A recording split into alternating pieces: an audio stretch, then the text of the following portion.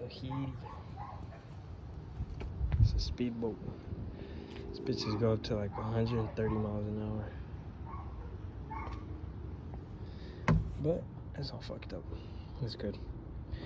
You just gotta build new seat boxes. Set them in. Oh, solid. Got the motor and everything. I'm gonna pressure wash it tomorrow. Trailer alone just cost like $400. And I basically bought it for like $150. Check it out, check it out.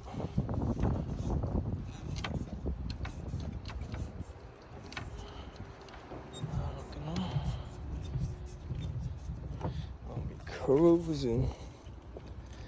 cruising for bros, and you feel me?